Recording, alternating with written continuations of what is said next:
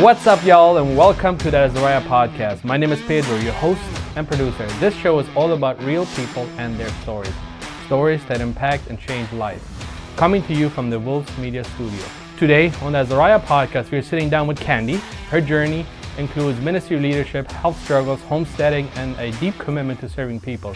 Her story blends resilience, faith, and purpose. Let's get started. Candy, thank you very much for agreeing to be on the podcast. How are you doing? Thanks for the invite. I'm doing great. Awesome. Yeah. So what has your day consisted of today? Well, it's first thing in the morning, so really not much at this point. I did do some recording for my own podcast, but yeah, just getting all that kind of stuff ready. How fun. Yeah. Did the cows tucked away and everything? Oh yeah. Well, they don't actually mind the cold. It's pretty cold today, but no, they don't mind it at all. Okay. Nice. Okay, let's dive right back in and see where we land up. Sure. How did you step into production and worship leadership? Like, how did that journey start?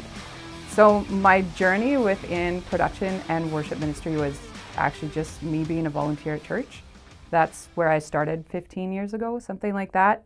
And my husband and I joined a choir. And over time, you could just start seeing things that needed filling. Like there's just like, oh, there's kind of a gap here. Hey, I'm willing. And I've always kind of been like that. It's like, I'm always willing. Sure, why not? Let's try.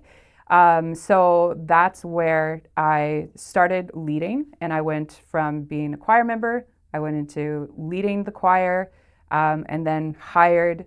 And it was actually my health issues that kind of drew me away from leading worship as much and leading the choir. And the church found a place for me, and I started directing all the production. Okay. What stands out from your time leading different teams? Exactly like in leading teams? Yeah. Is that what you're asking? Okay. Like, what stands out like? So I think the biggest thing that stands out for me, like when it came to leading teams, was the community side of it. I just felt like everybody had something really amazing to share. Like everybody's created different, you know, they have different talents, different interests. And it was part of my job to kind of like combine all these people and to bring the best out in them. So it was natural gifts that they had. It was even just interests that they had. And it was up to me to see that and to see like where could I develop them or how could I get them into the ministry in a certain way. And I even found that there was some people that, you know, they would start off in the choir, but I could see that they would have, like they had a really great talent in production or they had an interest in camera work or that kind of stuff. And so then I started like moving the people around in the ministries. And that was like the biggest thing that just made me excited about what I was doing, was being able to see the people, being able to help the people, being able to like actually know these people and help them be their best. Okay. So a follow-up question on that, what were some challenges that you faced working with different volunteers? Like I'm quite interested in this one actually, like just to see, because people have different approaches, different ideas, different characters. Mm-hmm. Like what did you find the most challenging trying to bring all this, like you said before, like taking different ideas and bringing it into one production? So I would actually say there's two things. Can I share two? Yeah. So the two things that I would say would have been the greatest challenges for me in the ministry would have been, number one, people not believing in themselves. There you could see what they were capable of, but they didn't have the confidence to do it. And so some of these journeys that I had with some of these volunteers were long and they were difficult. It was me speaking into what I saw in them and them wanting to do it, but not having the courage to stand out and do it. Maybe they didn't believe in themselves. Maybe they were afraid of like that it was too public. There's a lot of things that came into that role. And that was difficult for me because especially like when I saw something, you know, you want to just make it happen right away. And that it took a lot of patience for me, and it took a lot of like settling back and just allowing the process to happen. But then the other challenge that I would say I had was actually helping the volunteers to work together. Because exactly like what you had mentioned, there's character, flaws that you'll see in everybody. I have character flaws. So then you're dealing with people that are working together. They have, some character weaknesses, let's call them. And so they might be getting on somebody's nerves. And so now you have to try to help the team work together, that we can still actually be a team. We can learn to love each other, be patient, and even walking people through seeing the best in somebody that they're really having a hard time with. It was, it was just, it was a good challenge for me. Like I wouldn't say that anything was like, oh, I just hated that part of the work that I was doing. Everything was really rewarding, but it was a challenge. So did you find, like, for example, in the challenges, like, is there different as you approach different characters, like, and you say like sometimes there's a flaw of character that needs to be addressed and needs to be adjusted, but then there's also the idea of individuality, right? Like, I think the easiest approach we would want to take is conform, right? Like, but right. Like, yeah. Did you find it challenging to encourage people to adjust their character, or just kind of like, okay, do you have something good here? You have a different approach. How to find that balance in recognizing that? Yeah. Did you find that? I found that for myself, like walking alongside a volunteer that was maybe having some issues with their character. Again, everybody does. Yeah. I would say that basically there was this. How would I say it? Now you're making me think. I think that a part of my job, walking alongside people like that, was not denying their weaknesses at all. And I didn't want them to conform. It was more helping them learn how to work with who they were, their weaknesses, those kinds of things. And like, weaknesses could be a character flaw, right? Yeah. Maybe, you're just not doing really well working with people. Like, you have great talent, but you're not working with the other volunteers well. Well, how am I going to walk this out with you now? It's not saying, hey, you need to erase that part of you, because that's just simply who you are. It was more, let's address this. Let's see, like, what is going on? Why is this a challenge in your life, right? And I would walk alongside them in that. And very often it ended up being like a journey that they needed to just walk alongside the Lord and say, like, why am I having such a problem with this? Why is my character flawed over here? I didn't want people to conform to like a program or conform to like this way of living in a sense that it's like, you need to be this way or you're useless in the ministry. It wasn't like that for me. It was more, hey, I want to see you recognize where you do have a flaw, and now let's walk alongside Jesus with it. It wasn't a situation where I wanted to change you. I wanted Jesus to meet you there. And very often those flaws actually showed a huge strength in somebody. And so if you walk through it properly, you'll be able to exemplify it. Like, there is a strength here. So now let's work with this strength. So it was actually usually a hopeful journey. It's almost like our characters, they have flaws which make us then difficult. But when God meets us, or like you said, like you let God work in us, then it's like that part of the character can be purified. And often it is with working with other people where you challenge, you get challenged and where you are comfortable. And that way you can become who you truly meant to be, right? Yeah. Like, and I think like that's a huge blessing for volunteer work. Like, you have this chance to grow so much as your character, right? Yeah. And develop. Yeah. You mentioned earlier about as you were doing this ministry full time, and then you start having health struggles. Like, how did that begin? If you don't mind diving into that a little bit. So my health struggle began in 2020 when I was working in the church. I was a producer, and I was a worship leader in the church. I was hired in the church. I was working there full time, and the church was going through a really difficult time actually in that season, and I started noticing these headaches that I was having. And with all the difficulty that was happening within the church itself, I felt like I carried a lot of the weight of walking alongside the volunteers and making sure the volunteers were okay. So I was noticing these migraines that were happening. I was noticing I was having aura issues, like where all of a sudden there'd just be so much light that I couldn't see anything through my eyes. And I tried to ignore it because I wanted to be there for the people. I wanted to walk through this with my volunteers, like this difficult season. And all of a sudden, it was just literally like one morning I woke up and my voice was gone.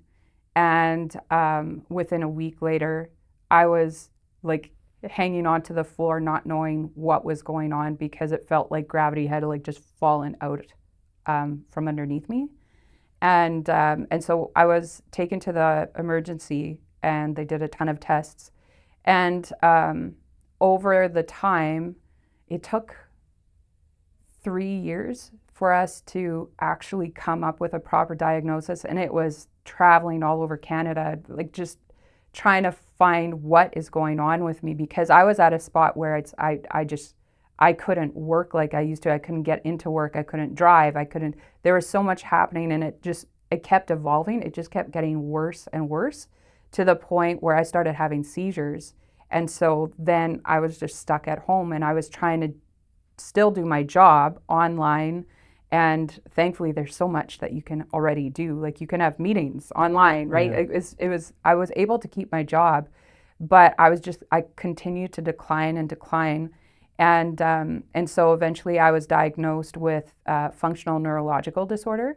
And they say that very often that disease can kind of, how would you say it? Like it can evolve, and it can like kind of slam down on the body from extra stress. And so there's a very good chance that the stress that I was going through in that season is what really like made it erupt in my body. I was probably carrying this disease for quite some time, but that's when it really showed itself.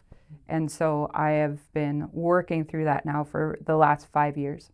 Can you tell me more about the diagnosis? Like what was the conclusion? Or well, I mean, I guess you kind of alluded to that already, right? Like what it was. So yeah. So then I was diagnosed last year with functional neurological disorder. If I want to make it easier, it's FND. That's what we call it. And then they actually found a tumor in my brain last year as well.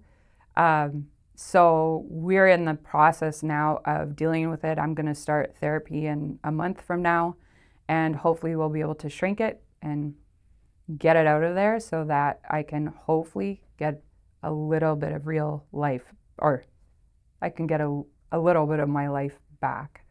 That is the goal. Okay. What was the hardest part about all that? The hardest part about me getting sick was just losing my lifestyle. Because it was very quickly that I couldn't get back into the church. I couldn't work from the church. I couldn't reach out to the people. Like I was at that point, the volunteer group that I was leading was like 170, 180 people. It was a huge group of people, and I couldn't be there for them. And I dealt with a lot of guilt, a ton of guilt that I wasn't doing my job. And so then I had that worry as well of just like not doing the work and worrying that I would have to step down and not be able to stay in that job. Another big problem is just losing everything. Like I used to be an extremely active person. I was biking, I was running, I was lifting weights. Like I was a very, like the physical life was just huge. When me and my husband would go on dates, it was always recreational. We were mountain biking somewhere. We were doing something, right? And I've lost all that. And that was the hardest thing for me, was having to lose my lifestyle entirely. I lost everything. It's hard to imagine like how to deal with that, right? Like if you have all these ambitions and things that you want to accomplish, and then that gets slammed in your face. But you mentioned guilt.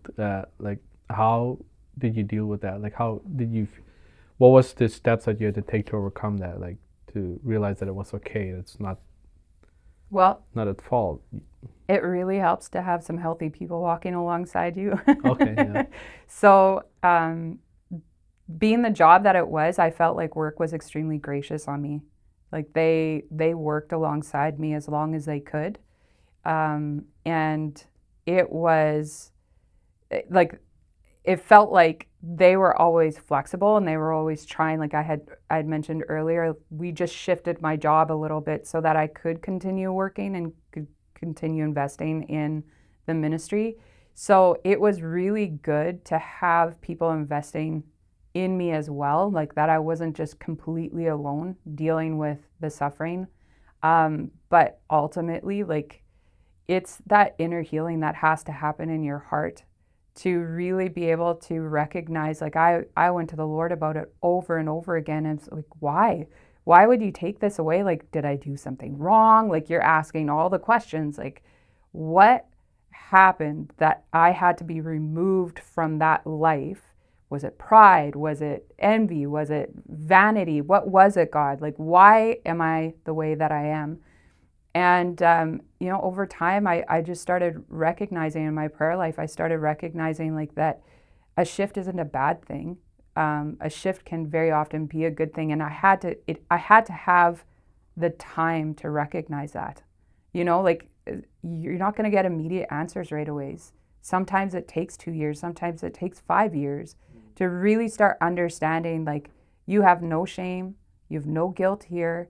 You actually can be proud of who you are, and you can walk forward, and God has more for you. And that was my hope.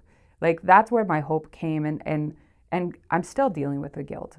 There's still that guilt inside me that obviously it's not as strong. That it's like I had to let go of that job and I had to shift and move into something else. There's still that sadness that goes with that, but ultimately I have spent so much time in prayer with the Lord that He has built up my confidence in saying I'm right where I need to be, and there's nothing that I need to fear, shame, feel guilty about. I can be confident this is exactly where I need to be. How did those experiences shift your priorities and direction in life? I feel you alluded to that a little bit, but I'm just wondering, like, how did it? The priorities changed drastically for me. I always thought my body was a tool that I needed to, or that it needed to be there for me.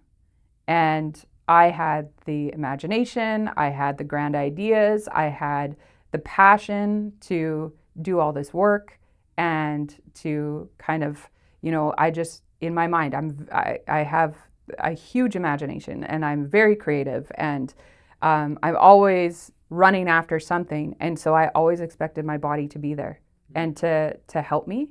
And all of a sudden my body wasn't there to help me. And I had to learn that it's actually up to me to take care of my body, and to love my body, not to push it so hard and almost punish it if it's not doing what I'm asking it to do. That was a huge lesson that I learned. And so over that time, I learned how eating a certain way could help me a lot more. I learned how, sleep and rest and all of that. It all worked itself together, that I had to change my lifestyle entirely and start providing for my body in a completely different way, so that I could actually help my body, not push my body in a direction. I'm curious your line of thoughts on, I think among Christian communities, maybe different religions too, but there's this idea of, and we are commanded to sacrifice ourselves. Like, how did you find that balance where you need to love your body, give it the proper sleep, the proper food, and you still live a sacrificial life? Like, it's almost like, I feel like we have this mentality we just need to destroy ourselves, like doing good. Like, did you wrestle with that at some point? Oh yeah, absolutely. That would have been like probably my first really big struggle, is that that the body is just a vessel, right? It's just there to carry me here through this life. But you also have to realize you only get one, and the body is going to wear out. That's something that we all have to understand. And so it will happen. It will deteriorate. It will get old. It will get sick. It will do these kinds of things. But yet, you want to be able to take care of it so that it will give you extra time. It will give you extra life, and it will help you if you are called to sacrifice in any other way. It will help you because this is the only body that you have. Yeah. So you should be taking care of your body, and you think about gluttony, or you think about there are actual scriptures telling you that you need to take care of this body.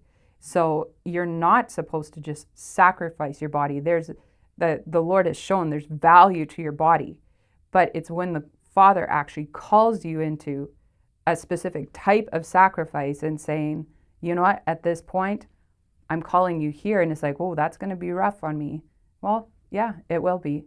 And for me, it's not like I have chosen to sacrifice my body to illness, but there's a whole new ministry that has opened up to me because of my health issues. And so my body is the sickness sacrifice, if you want to call it, the sickness in my body has actually opened up an opportunity for me to minister. And that's what God has called us to go out and to make disciples and to baptize them and to teach them, right?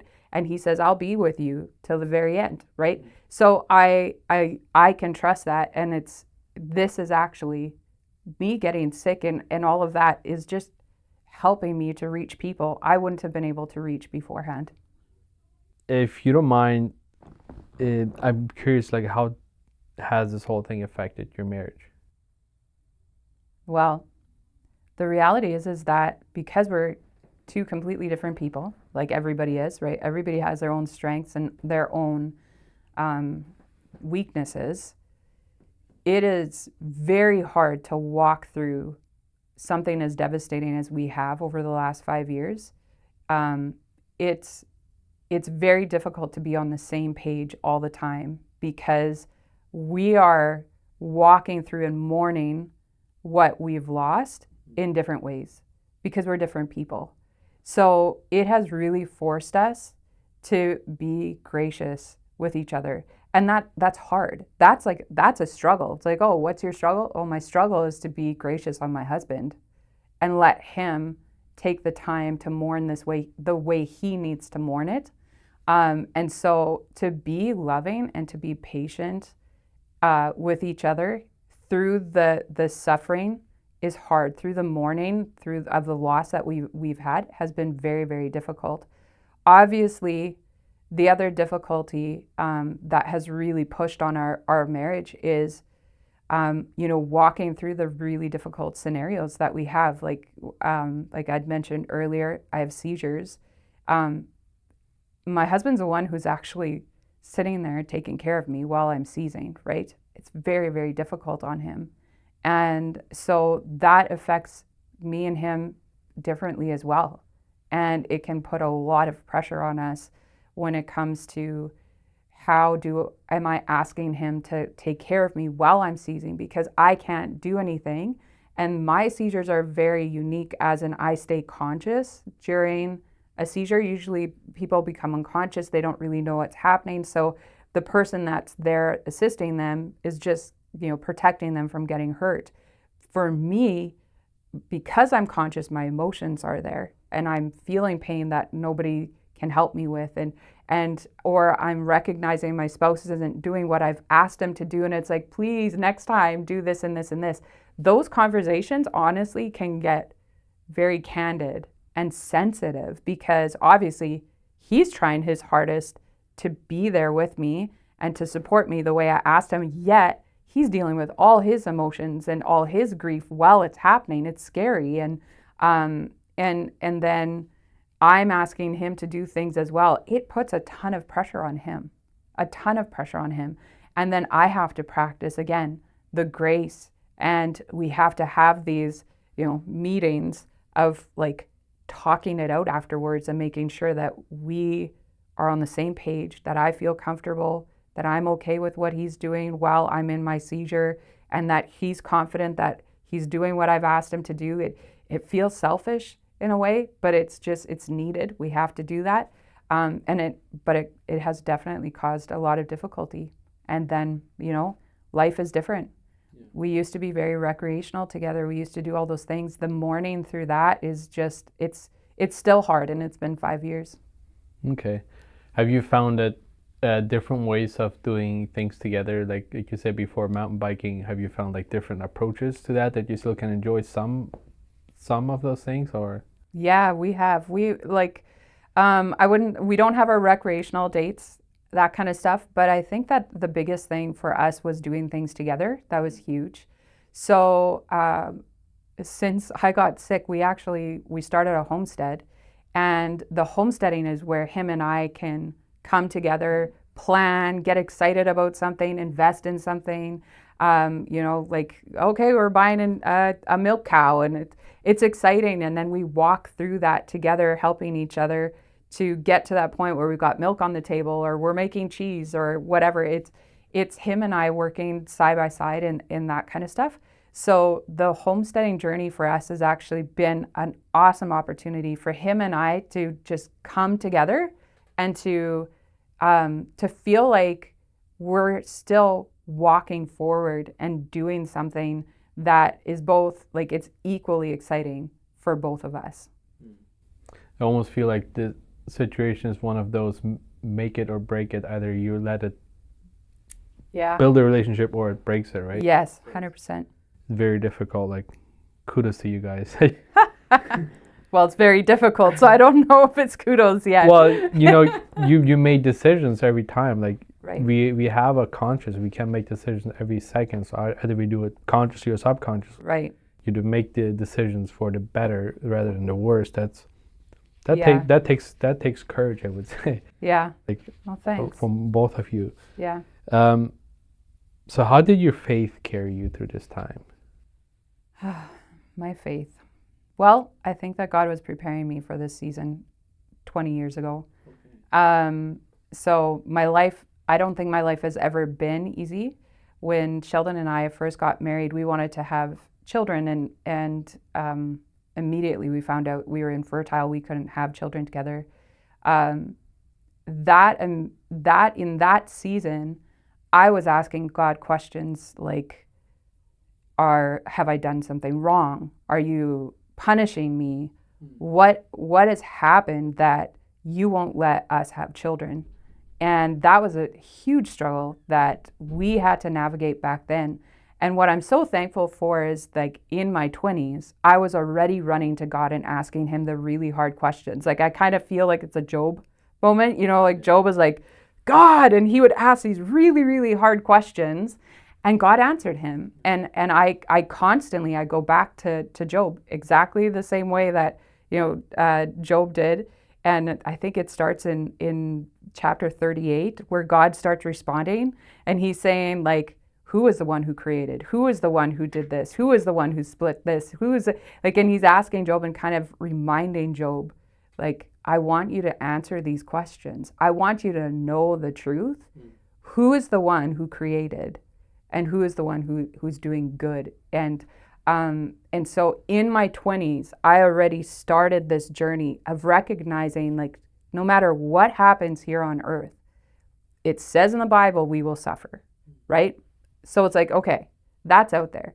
God's not doing all of this for punishment. I also understand that.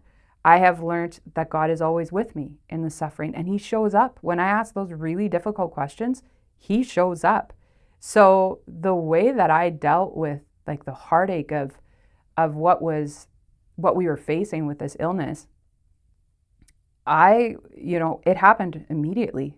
I was lying in the hospital, waiting for test results coming back. And I'm like, God, what is this? Tell me, what is this? Why is this happening? How long is this going to last?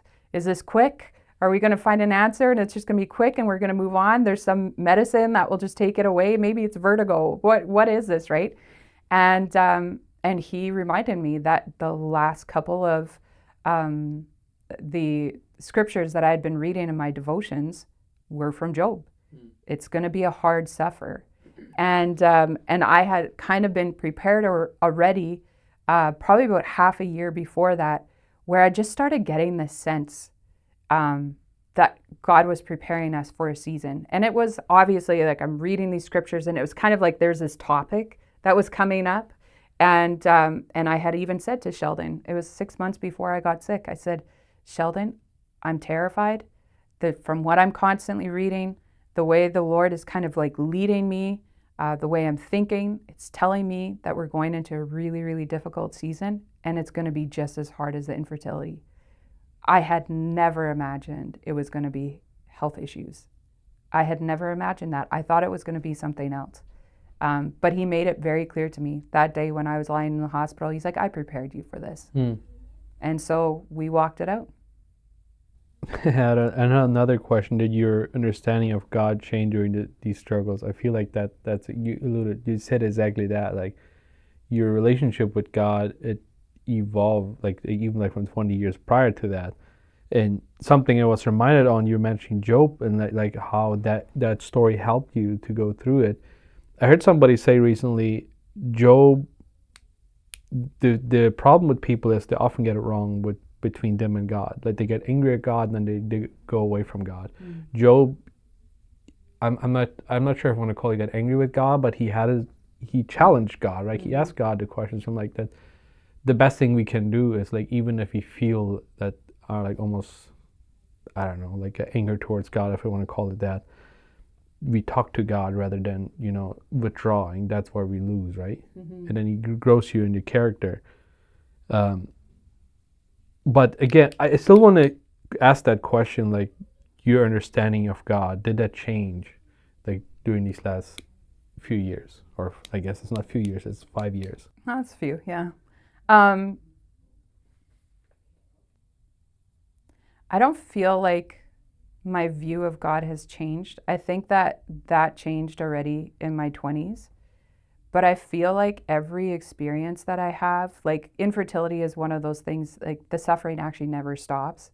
You go through seasons, right? And it reminds you of the pain. It never goes away.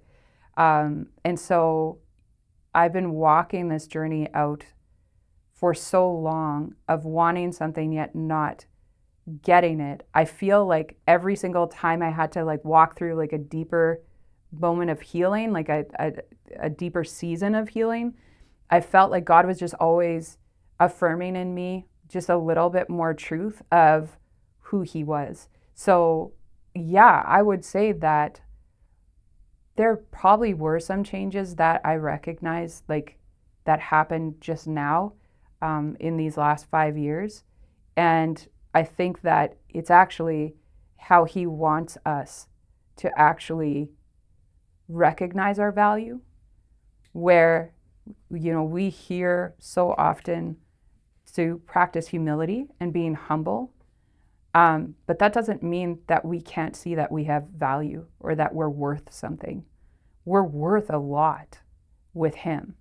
He sees so much value in us. That's why he takes the time to intricately weave us together in our mother's womb, right? There's so much value to his creation. And so I think that like through all the seasons that I have gone through this suffering, I think that it's almost like he's making me rewrite the exam over and over again. Like when you're studying, you study over and over and over again, and you learn it to a deeper level, and it holds you, it structures you a little bit more. It's like your roots are going down deeper. And that is something that I just feel like I know it even more. Like if somebody wants to question me and ask me like, well, are you angry with God? No. Did you ever question God on this situation? No, not at all. Well, how not?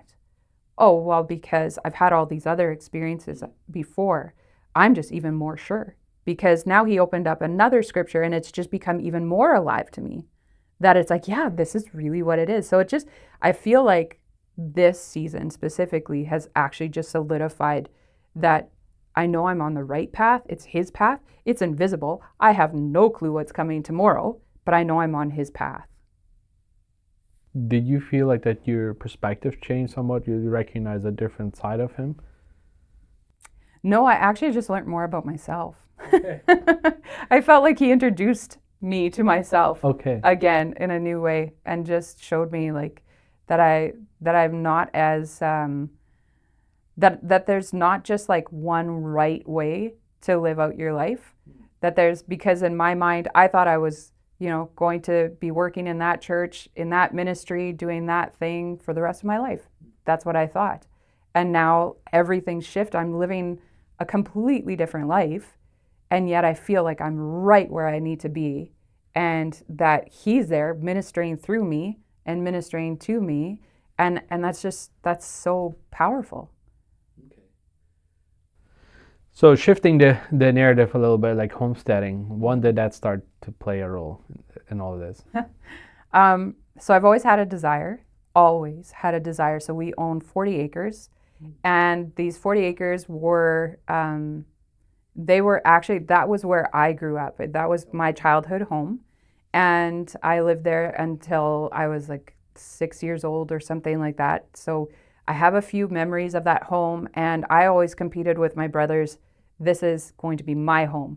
And we'd always fight. No, it's going to be me. No, it's going to be me. And eventually I got the home. And that home was a fruit farm originally. Okay. It was a U-pick farm. So there's these two really large grass pieces that they were always lawn as far as I could remember, but they were actually strawberry fields, raspberry fields, and then in the back 40 there is a big open field, and that had apple trees in it. And so the whole entire property was actually created. The foundation was made that this was a fruit farm. And I dreamt like I would love to turn this thing back into a fruit farm. I would love to have animals. Sheldon and I dreamt for years about having Dexters. We wanted the little cows. Okay. We wanted the little miniature cows, and we thought they were super cute. And so years ago, we would dream about this, and we were just busy. I had a child when I was a teenager. And so my son, he's there. My husband had adopted him. So we had our family. We had the three of us. That was our family. We just couldn't have more children ourselves in between the two of us. And so with the way that the season goes, you invest in your son and you're raising your son. And it was when our son got married that we started kind of like opening up the idea, hey, like, maybe we could start this farm now. Like, that would be amazing. And then when I got sick, it was a year into my health issues. Then we had a conversation about possibly starting the farm. And, we had to ask a really difficult question.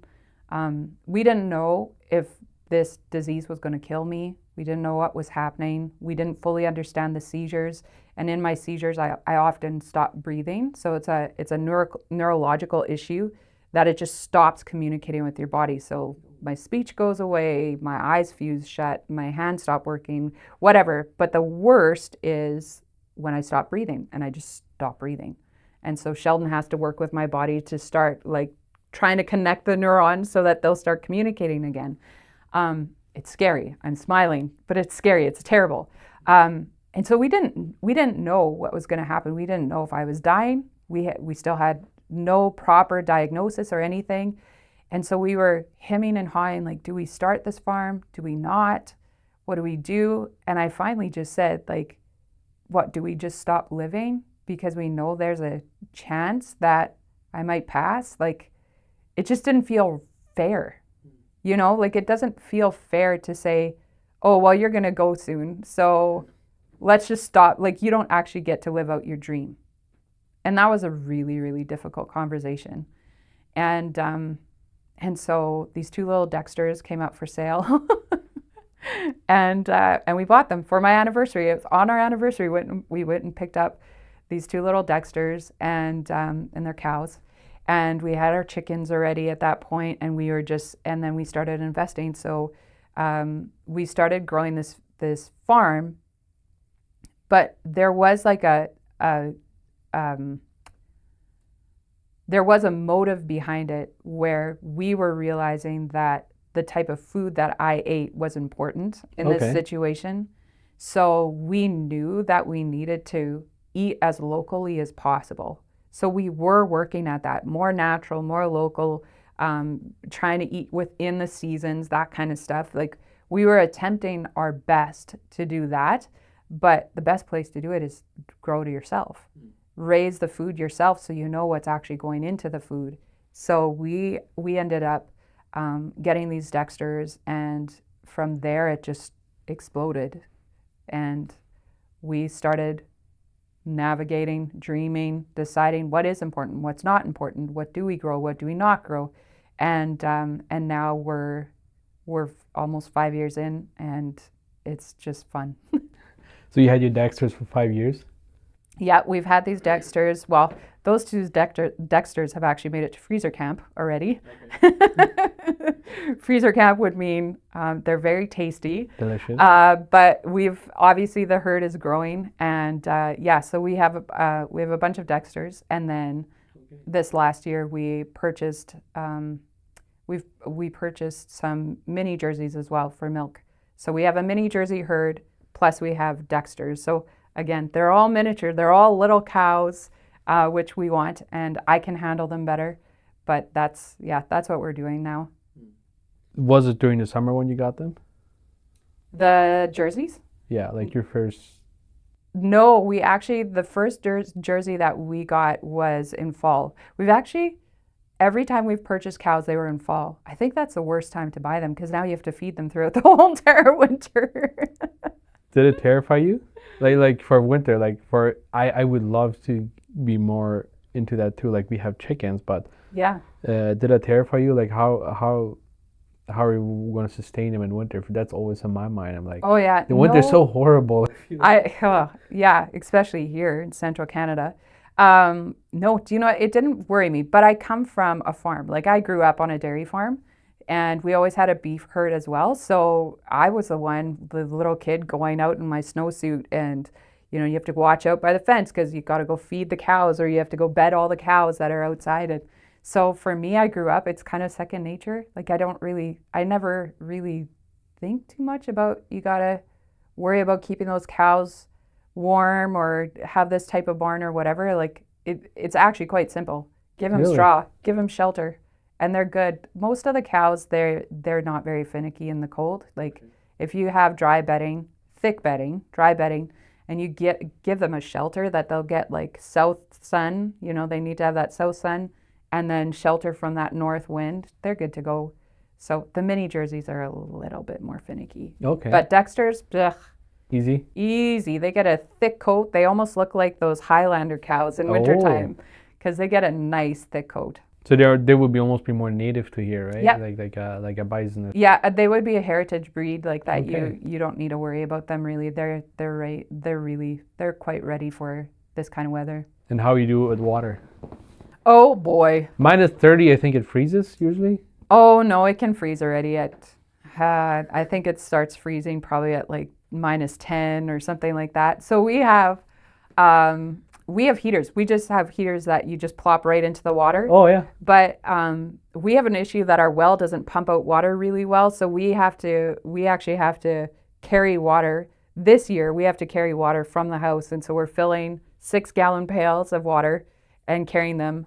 Not me, Sheldon is doing it, and we're carrying them to the cows, and we've got our water troughs there, and you're filling them. So you're filling them 2-3 times a day right now. Like it's just because of the size of our herd, but you got to make sure they have fresh water. That's crucial. So yeah, we just have heaters in all our waters, and it keeps them open for the cows to drink. Okay. Yeah. You still milk during the winter? It was my plan. it was definitely my plan to milk through the winter, but we actually had to dry up our cow early because of all the rain. So we had, what was it? 3 inches of rain or 5 inches of rain in like a month or something like that. It was crazy, the rain we got now in fall. And so these animals are slopping through the mud, and you can't get them clean enough. And I was hand milking into a pail. So it's like you're brushing and washing the cow's body off, and then you're washing their udder and everything. She's done eating her feed by then and wants to go. And then even then, like you're milking into the pail and she moves a little bit and there's this dust that falls in. It's like, you just can't. You can't, like it's dirty milk. You can't drink it. So I had to make the hard decision and say, you know what, like the situation we're in right now, we can't do it. If you had like a machine, that would be different. You could keep it sterile, you could keep it clean, but it is harder to keep the milk clean if you're hand milking. Scatter's Homestead, the name, explain the name behind it, please. Okay. Like, where did that come from? So the name Scatter's Homestead actually started probably about 12 or 15 years ago, so we used to have a bunch of people, young adults living with us, and there was this woman that lived at our place, and she had very much the same issues as me. We're trying to figure out who's God, what is God doing, and all our hardships and that kind of stuff. And as her and I are journeying through this, faith journey, then we had decided, well, why don't we start a ministry for women? And for me, I'm the kind of person, you always have to like find the reason. Why are you going to start a ministry? For who? What are you going to be doing? How are you going to be talking about it? And so I had kind of figured out the foundation, and I had come up with the name, and it was She Scatters. So she was SHI, and that was an acronym for sow his image, and then scatter it to others, right? Like have that like wear off on others basically, and share the good news. So it never went anywhere. We were so pumped about the name. We were excited. She designed something really awesome. We put it on shirts, and that's where it stopped. But then when we got all these animals, I told Shell, do you know what? This is really important. We need to have a name. And then I'm the kind of person, I don't actually follow trends. So it wasn't a trendy name, but I thought, you know what? Like this name Scatters, and even the whole like She Scatters was just like, it felt like it was just written on my heart. So I asked Sheldon, like, would you be okay with it if we would name the farm Scatters and just call it Scatter's Homestead? Because I would still like to, kind of like share the good news. And we were talking about YouTubing, and we could do that, like we can scatter the good news. We can have fun with people. And he goes, yeah, that's totally good. And so we named the farm Scatter's Homestead, and it kind of like just evolved from there. Like the name just became more meaningful as God was kind of like placing things in front of us and showing us that we had a ministry right there on the farmers. And we were blind to it. We didn't know it was coming. Talk more about that, like the Scatter's Homestead, like you have now what's called the Scatter's Mission to return to that. Like, like how did that journey grow further? Yeah, so then after a year of homesteading, I was planting my garden, planted it, and it poured rain. I don't know what's with rain, but it poured rain, and it really affected my garden and drowned everything out. And I went to the local greenhouses because I needed to repurchase all of my plants. Like I had started my plants during the winter, planted them out, and now they were all drowned. So now I had to actually go buy plants. And so I went into the greenhouses, and there were just tons and tons and tons of plants there.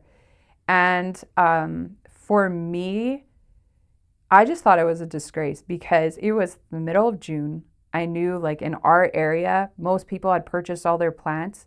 And it's like, how are all the shelves still full of plants? What are they going to do with all of these plants? So I just can't get it out of my head. And I'm telling Shell, like, all these greenhouses, they all need to have like a green space, and they can like start planting this stuff out and feeding the homeless and feeding the poor. Like this is what they should do, right?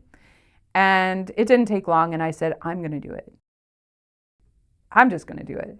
So what I did was I contacted one of the local greenhouses, and I told them my plan. I said, right now all I have is lawn, but I'm willing to till up my lawn if you're willing to donate whatever you have left over, and I'm going to plant it. And whatever grows, I'm going to pick, and I'm going to bring it to all the community centers. Like, I'm not growing this for myself. I want to grow this for somebody else. And they agreed. They thought it was awesome. So Sheldon and I, we went out and we started picking up loads and loads of plants. Like, I'm not kidding you. It was after the third truckload, we were like, we're done. Like, we can't actually take any more. They had more to give us. Like, when we're talking about there was an excess that year, there was an excess. And it was on the second load, we were driving back, and it all of a sudden hit me. And I'm like, Sheldon, we named this farm Scatters. And I said, it comes from the original name, She Scatters, sow his image and scatter it. I said, we are literally sowing seeds and plants into the ground, and we will be able to scatter it to the surrounding communities. And it was just like, it gave me goosebumps. I have goosebumps right now. Like, it was just such a ta-da moment. And I thought, wow, here we go. This is crazy. Like, this Scatters farm is just growing without us knowing what's happening. Like, we didn't see all of this coming about, and now here it is.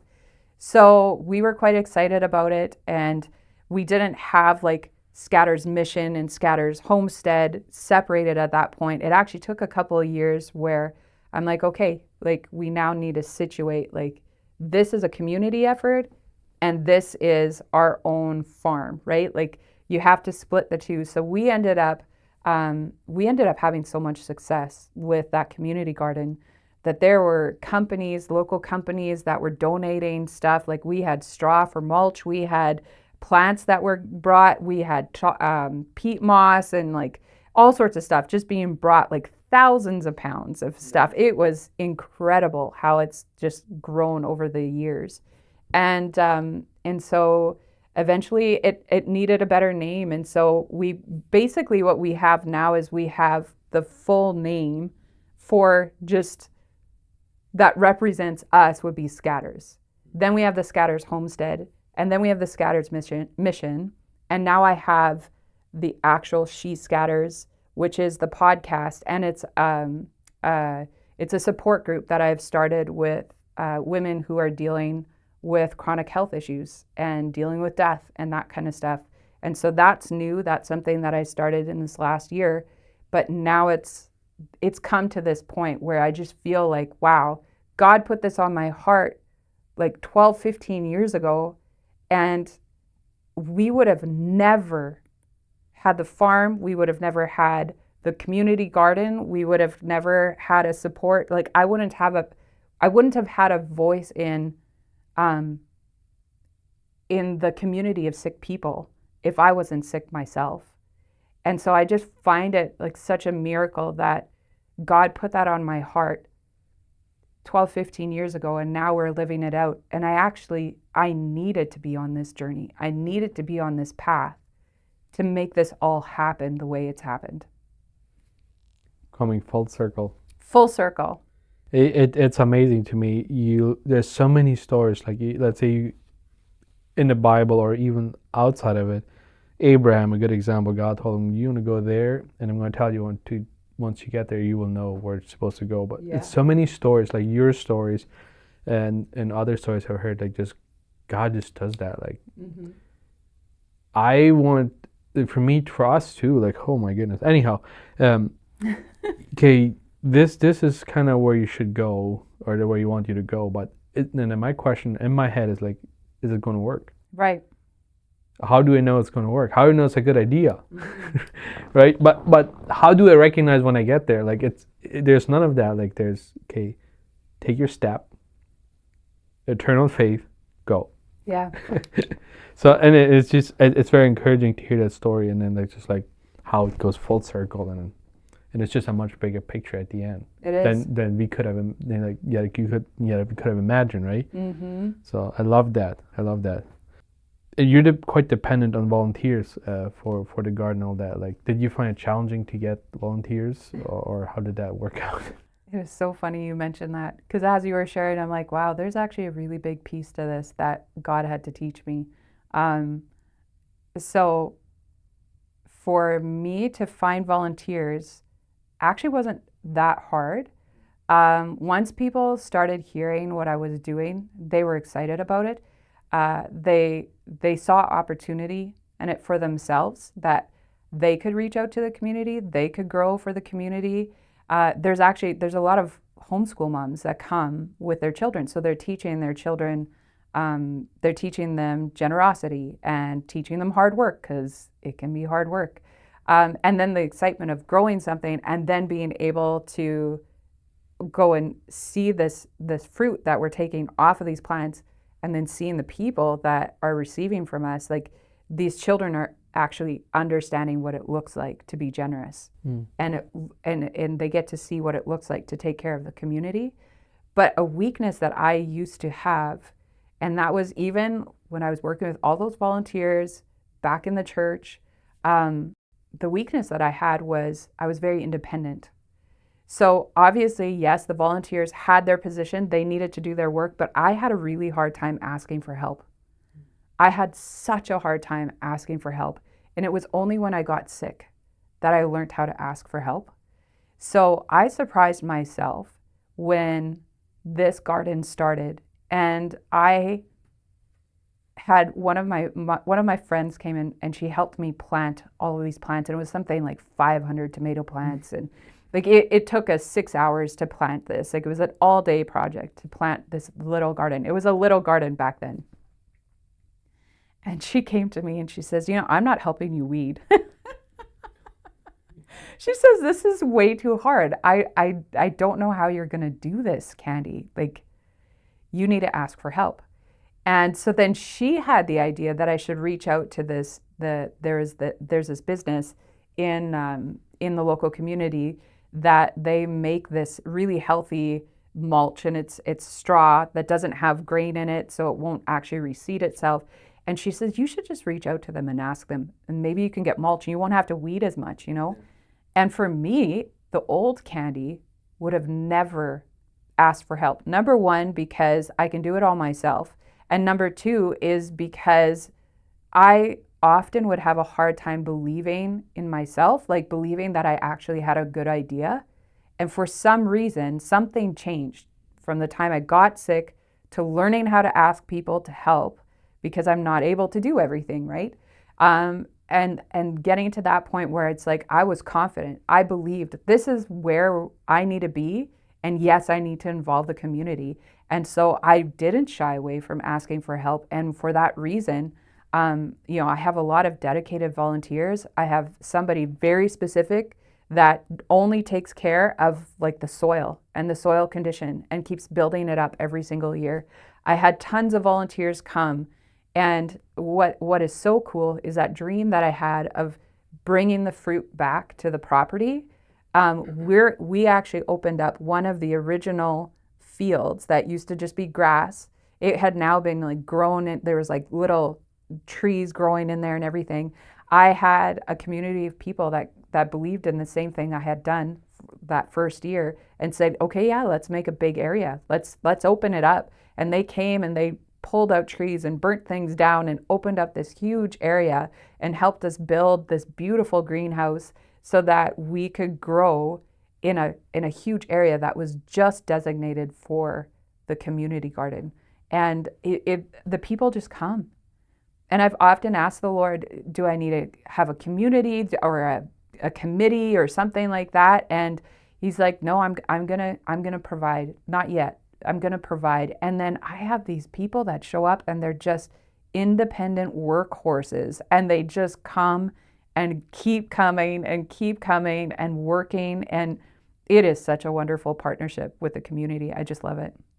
That's amazing. Like, there's so many things that come out of it. I love that. Like, you said homeschool parents, they come with their kids, they learn where their food's supposed to come from, as not from it does not grow in a grocery store. Surprise, surprise.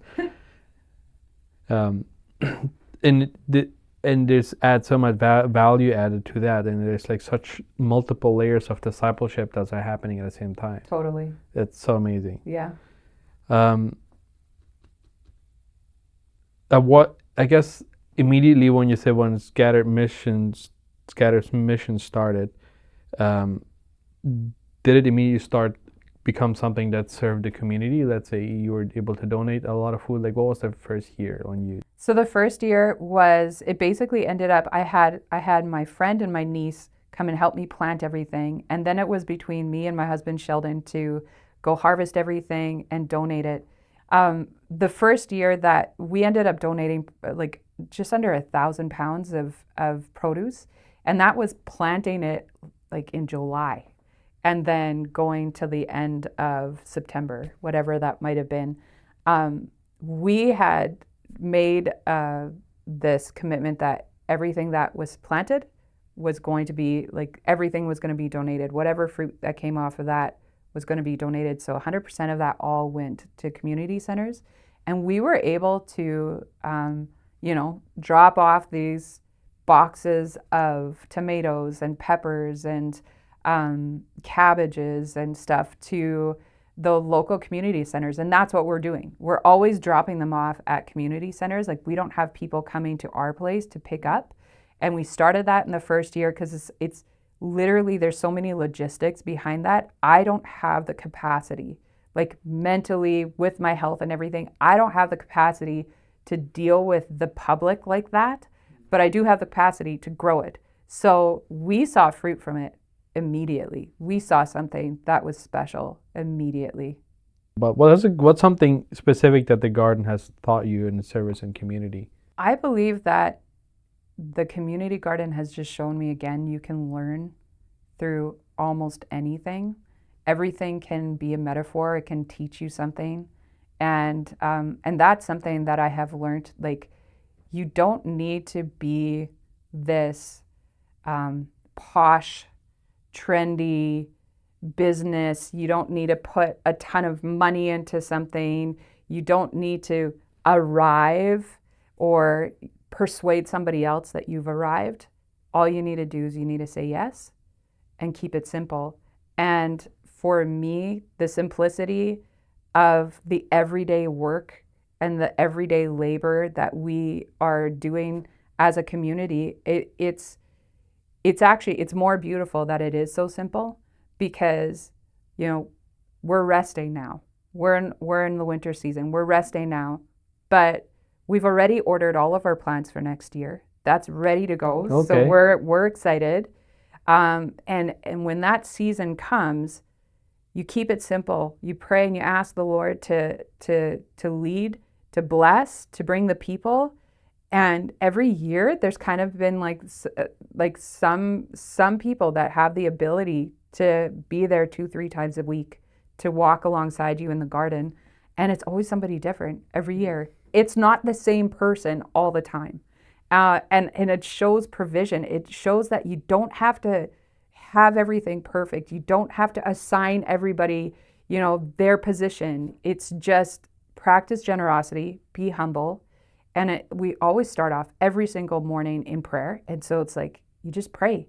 You ask God to bless it. You ask God to change your attitude, because maybe you don't want to be there right now, because it happens. Yeah. But we kept it simple. And it was simply till up the land, simply plant. And the craziest miracles within it is the land that we are growing this garden in. It literally shouldn't grow anything. Really? Because you have to remember that the community, or the garden that we had the garden that had the fruit in it, these were all small trees planted around it and everything, and that was like 50 years ago. 50 years later, these are huge trees. We have towering pine trees that are on one side of the garden, and then we have ash trees that are like full-grown ash trees that are on the other side of the garden. And then we have the garden space right now that's on the actual yard is 50 feet by 250 feet. And it's a narrow piece. This garden shouldn't be growing anything. It's in shade most of the day. I've even contemplated let's cut down every other tree. Let's cut some of the whole row of trees away because this doesn't make sense. Why did we feel like we needed to plant here? And what's happening is we're getting amazing fruit out of these gardens. And I feel like it's part of God's story where it's like, let's just plant this stuff in the most impossible place and let's get fruit. Like even the first year when we just tilled up the grass, you're tilling up the grass and you're going to put plants in there and you're going to think that it's actually going to produce fruit. It was crazy the kind of fruit that came out of it. And these plants were right beside my garden. My garden did barely anything. These plants were abundant. So it immediately grew my confidence saying, hey, this isn't Candy's thing. This is God's thing. And she just needs to be obedient, keep it simple, and just plant. Well, this last year, this is an awesome story.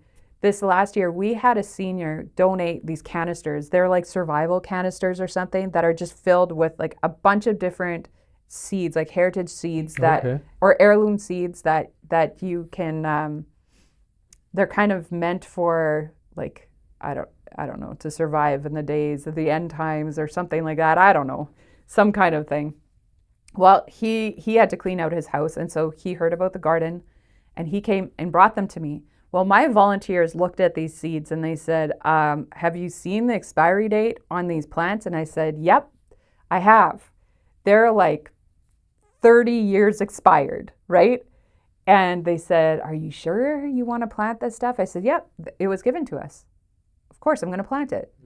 We've seen God do really amazing things, miracles, all the time. Why would we not plant it? So we planted it and it all grew. All of it grew. And it was such a testimony to the volunteers themselves going, how's this even possible? This should not be growing. These are 30 years expired. And it all grew and it produced tons of fruit. And so like stories like that are just awesome. It's like, keep it simple. God gives it to you, plant it, take care of it, water it, and he'll do his thing. And with me, like wanting to cut down the trees or wanting to, thin out the rows of trees, I felt at one point, it's like, I don't think I need to do this. I just need to let God do what he wants to do with this plot. He put this plot in my mind that this is where we should grow everything. So this is what we're going to do. Okay, that's awesome. Well, and that's too, like we need to keep in mind, like we are in Manitoba, right? Like even summers, it's not that hot. No. Like that's why I understand, like why you would want to thin out the rows. Like logically speaking, that's what you need to do, right? Yeah, that totally. You can get wind in, that you can get the sun in. Yeah. Especially the morning sun. That's awesome. Like that, just how that's all coming together and working. I love that. Why is serving others so important to you, even while facing your own challenges? I think it's just built in me. It's, some people just say, well, that's who I am. That's just the person that I am. Usually they're excusing themselves for some kind of fault. But I am this to a fault. It is just in me. And, for myself, even when I was back in my 20s dealing with the harshness and the kind of the new sorrow of being infertile,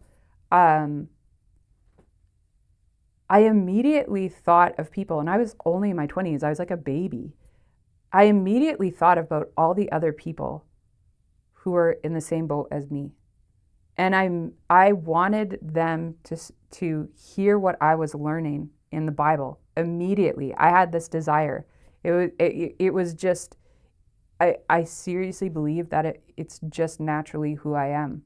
I don't only think about myself. Sometimes that's a survival thing. It's like you can take your mind off of yourself for a while and think about somebody else. But like, honestly, it's just who I am. I can't deny that. I always think about, I read this and this is so encouraging to me. How could I help somebody else with this? Or, you see all the plants. It's like, why are we not feeding the people that are sick, the people that are homeless? Like, we should be helping these people. What do you hope people experience when they receive stuff from your garden? Haha. Oh, you know what? It's incredible to see what a community can do in receiving the non-perishables. Like you're getting cans of soup, and it's helping these people to get something in their bodies.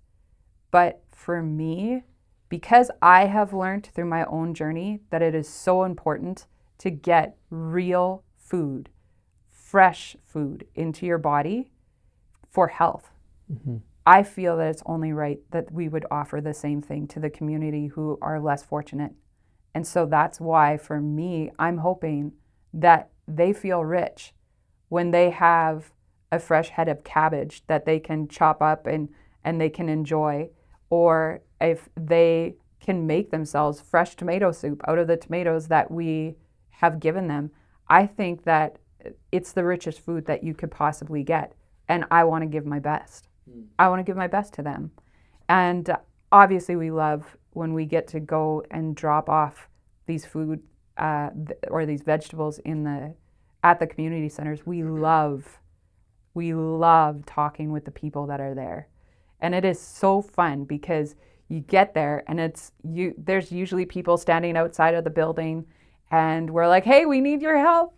We need your help. We've got pounds and pounds and pounds of food. And the guys come running and they're carrying all these huge baskets up the stairs to get to the kitchen so that they can start processing it.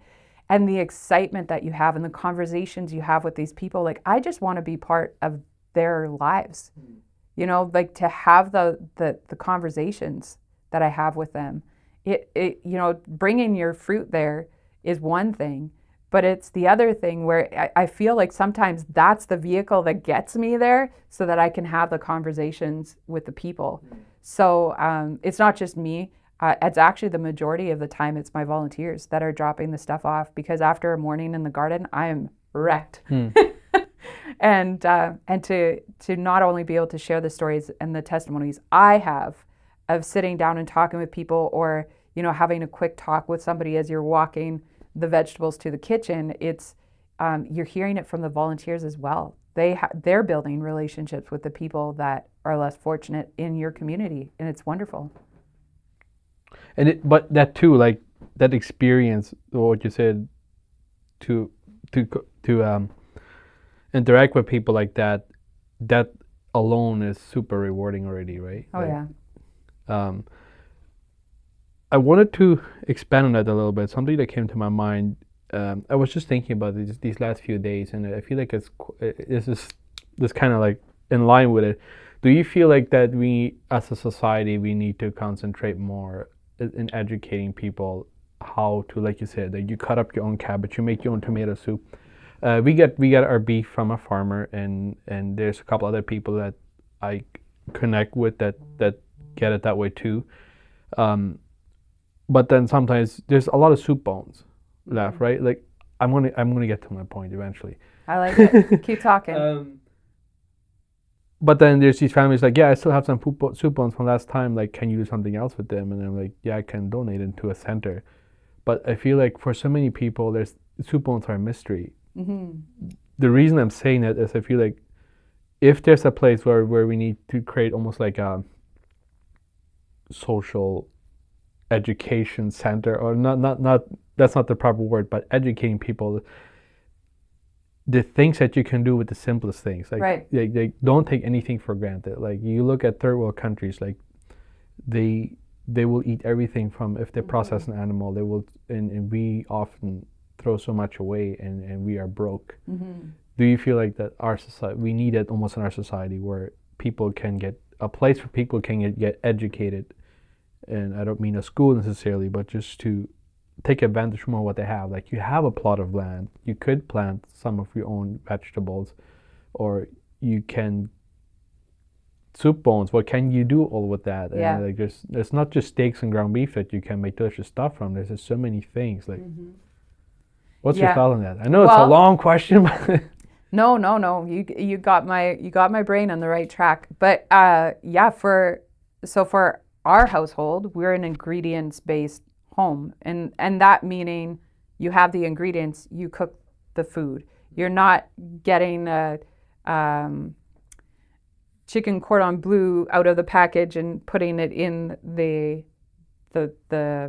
oven, frozen, something like that. No, it's like, oh, if we're gonna have chicken cordon bleu, you're gonna get the chicken and you're going to roast the chicken and you're going to, right? Like, and you start like at the beginning and you work your way all the way to the final product. So for me, I would look at that as like the richest food that you could get. Yeah. It's the best food. It's the food that your body actually recognizes because it's an actual ingredient. It might not be like, there's a lot of chemicals and stuff in other foods or ingredients that you can't pronounce on the back of the label. I try to stay away from those if I can, as a rule. So we stay more into this ingredients-based household and we're cooking from those ingredients. So obviously I see a value in that. Something that I did during the time now that I've been sick is I got certified as a holistic nutritionist because I wanted that education for myself. But I also thought like there would be so much value to me being able to educate people as well. Because yeah, you know what, you show up with 30 head of cabbage and you hand these out to these people. Well, what are we going to do with this? We don't know how to, like, we're used to getting the frozen meat that you throw in the oven. We're used to getting the canned vegetable soup and you put it into a pot to cook it up or even put it in the microwave to heat it up, right? That's what the people are used to. And so I'm not there yet when it comes to the teaching, but I definitely am brainstorming in ways that I can educate at the same time, whether it would be night classes. It's just my problem is like my ambition is really high, but my capacity is a lot lower because of my health issues. And I can't just go and do it myself. I can't drive myself to a community center and then rely on my body to teach for 2 hours because I might have a seizure and I don't have my drivers because of my seizures. I have to always involve somebody else. And I can't make Sheldon my slave. Sheldon drive me here and there and everywhere because I got to go do all these things.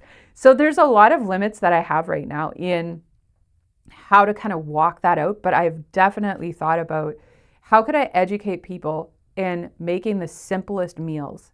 How can I educate people in recognizing like this seems like such a plain Jane vegetable, but yet it carries so much nutrition in it that like eat it raw. Yeah. Just put it in your mouth. You don't need to cook this up or anything. Like I'm even doing a lot of research on that for like just the basis of what are we planting in our gardens? What are we growing for these people? Well, you want to make it simple. You want to make it something they recognize, but you also want to make it something that they're excited to eat and to cook. And so there's these dreams of even just having like a little recipes that go with the food or, but I've done quite a few interviews with other community center organizers or managers. I don't know what you call them, but I've talked to a lot of the organizers in these community centers and they say that there's a lot of people that they are literally out on the street.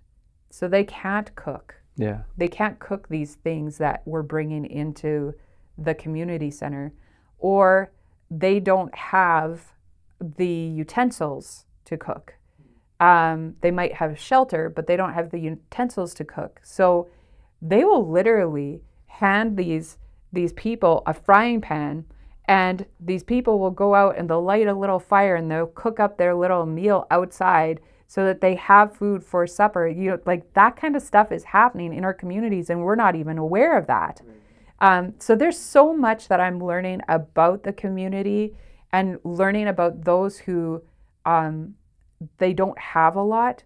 Like how do you simplify it? And you know, you're not going to have all the herbs and the spices. You're not going to have all of the chicken broth and bone broth and all of that so that you can make the proper soup. How do you simplify and how do you cook? So this is a challenge that I have that I want to make sure I'm growing the stuff that will actually be used. I don't want it wasted. I don't want to waste my time. I don't want to waste the volunteers' time, but I also don't want to waste the space in the community centers where it's like, here, store all this stuff. I planted and grew it all for you, but it's useless to you. I don't want it to be useless either. So we're not there yet, but I'm definitely thinking about, yes, the benefit of having the education, but also the resources. Like if we could have a center where people could come, they could learn to cook, and that place would be open for them to come and cook their meals because they don't have another place, like a community kitchen where they can come and actually like cook up their meals. I'm brainstorming all the time. How can we improve? Yeah. How can we help them? And that's exactly my line of thinking, because we're so used to everything can be picked up from the store and it comes prepared and packaged and ready to cook. But for ourselves, just the last while, like I personally love to cook, and one thing I had to learn is you got to get out of your comfort zone. And these are the rules, and you're like, screw the rules, I have my own idea. But you have to get comfortable with, you have good ideas. Like sometimes your food might not be turned out the way I'd hope, but that's you either you learn through consequences or through wisdom. You pick it. Yeah. That's what I live by. Yeah, that's a good way of putting it. And it's just don't look at it as a mistake. Just like, okay, this is a learning experience, and then simplify. Like recipes, you find recipe online sometimes that's so terrifying. Like there's all these little things, and then I feel like the more you do it, like just start simple, exactly what you said, and then you kind of develop your own comfort. And one of a couple great things, you eat whole food, so much good food, but also you save yourself so much money. And I feel like that could solve so many of our societal issues too, like where people, they are not blessed to have grown up in a home where they got taught all of these things, like how to either handle money or like just relationship or I want to talk about food right now. That's it. Well, but that how to cook foods in a simple way, right? And that can be a good money saver, and there's so many benefits. So that's why it's kind of what's on my heart, and just seeing these things that are readily available. And here you talk about your vegetables that you're growing, and like all of these things can go such a long way if we educate people too. People, I'm not. Yeah, I guess I'm not trying to say that people are not smart. People are smart, just. But I would say that everybody is naive to what they don't know.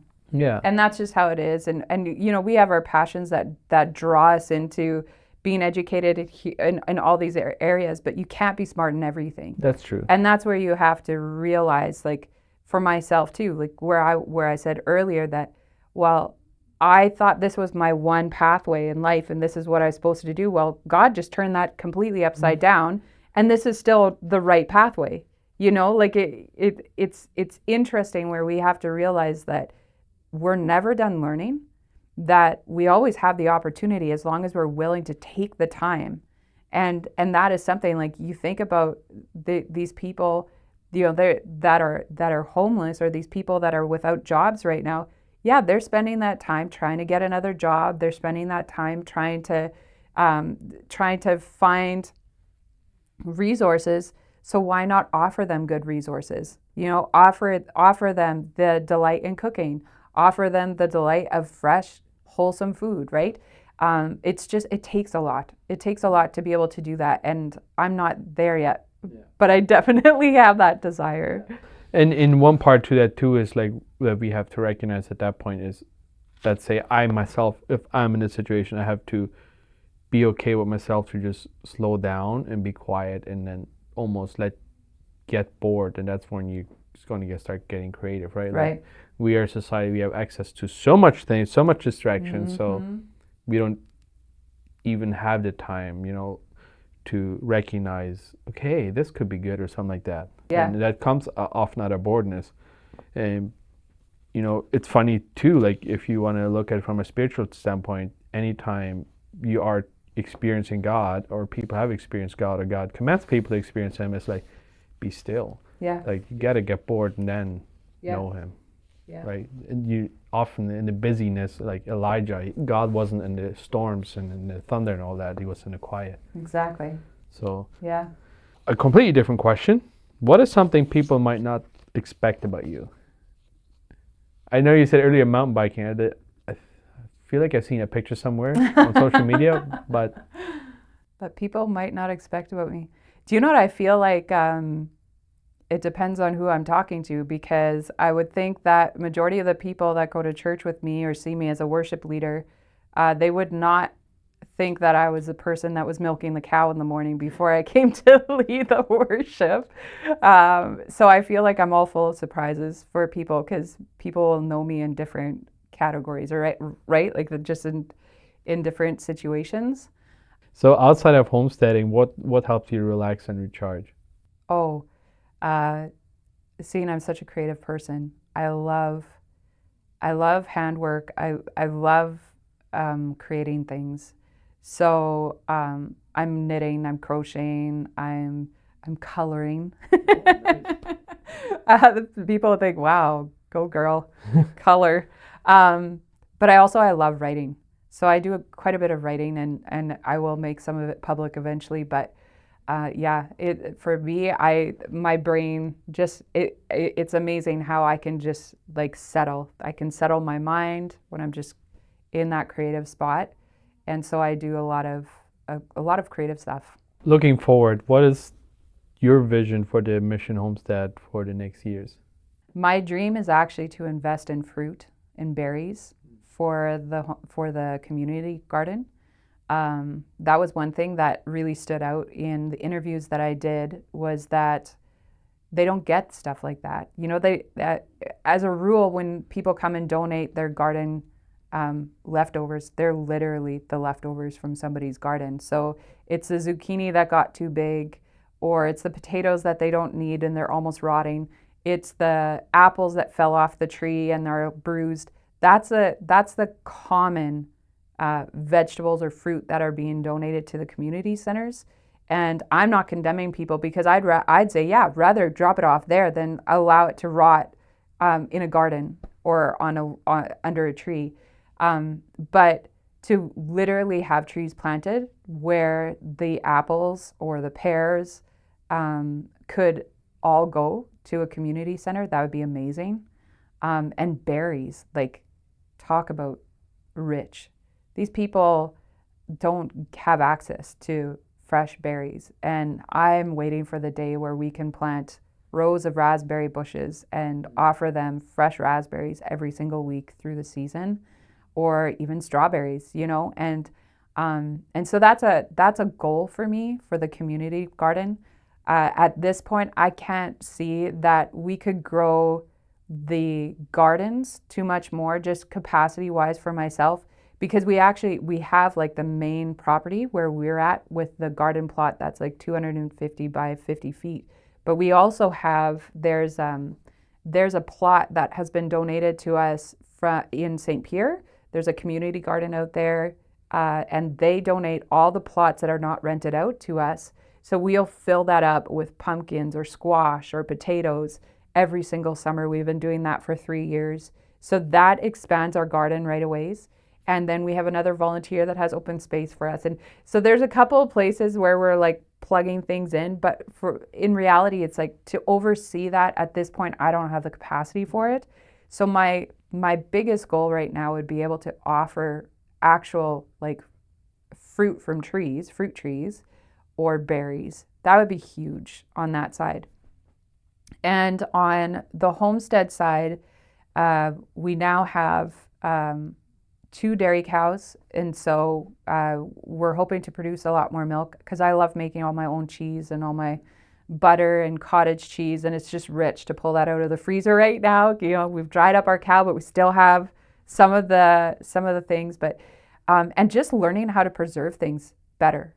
You know, it starts off with you know, your canning and your freezing, and that's all you're doing. And then you learn about the dehydrator, and then you start dehydrating, and now there's the freeze dryer, and it's like, I don't have $1 million to buy the freeze dryer because they're so expensive. Yeah. But you see the benefit of it, because it freezes the food with all its nutrients value, and all you need to do is just submerge it in water or whatever and hydrate it back up, and you've got your vegetables. And that's the thing. That's what I want to find, is ways to be able to keep the nutrients and being able to eat it in the middle of the winter, because for Central Canada, winter months are the longest months of the year, right? We have like 4 or 5 short little growing months, not even 4 growing months, and the rest of the 12 months is all it's freezing, it's cold. Yeah.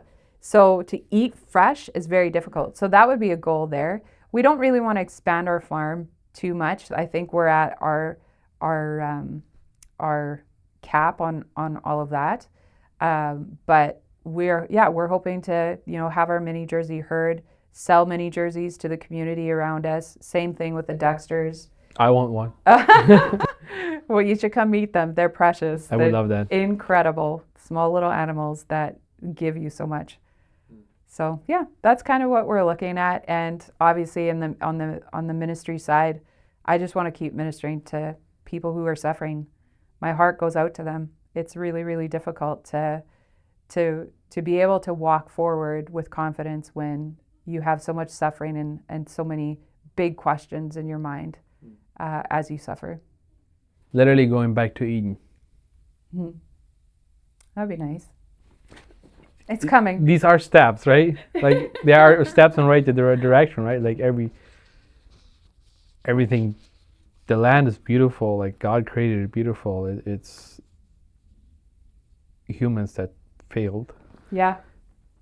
But it's all there. Yeah. I mean, the real Garden of Eden is not available to us at this moment, but we're gonna wait for Jesus to come back on that one. But I feel like that's our internal desire to, if we let ourselves to kind of wander back towards that in multiple ways, right? That's true. That's what reminded me of when you were saying all of this. Yeah. Back to Eden. 100%. So what keeps you motivated doing all this? In a simple term, I guess it probably isn't a simple one. It is simple. Yeah, it's just I see my purpose. I see the value of what I'm doing, and so it keeps me going. Sometimes I'm shocked at what I am all able to do in my condition, but it's just it's grown in me. It's the heart. I have a path and I can see where it's going. Nothing's going to stop me. Is there anything important that we didn't cover? We've got it all. The website's opening up on January 1st. Oh, that's exciting. Yeah, it is, and nerve-wracking.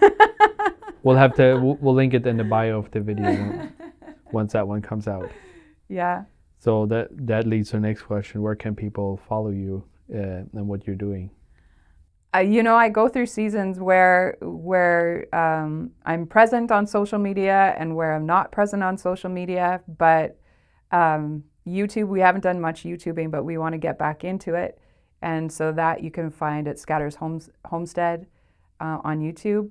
And then we have the Scatters Homestead on Instagram, and Naturally Candy would be my personal Instagram account. And that's all I have right now. I keep it really simple, and I'm not on there a lot. I wish I was a lot more. But when the website comes out, you'll get a lot more. You'll be able to read all my writings, and there's a lot of fun things that we're hoping to put on there for the people to be encouraged. Nice. Well, we'll put link all that in a bio or in the description of this video. Well, that's exciting. And your podcast, when you're releasing episodes, you're thinking on YouTube as well? Yeah, and that will be on January 1st. Okay. They'll start coming out. So subscribe and wait and just watch for things to come. All right, I think that's it. Awesome. That's a wrap. Thank you very much for being on. Thanks, Pedro. It was awesome. I appreciate that. Yeah, I had a blast. I'm encouraged by your journey, and that's good. Very much, and I hope everybody else is too. Thank you very much for watching. Let's see you next time. Bye.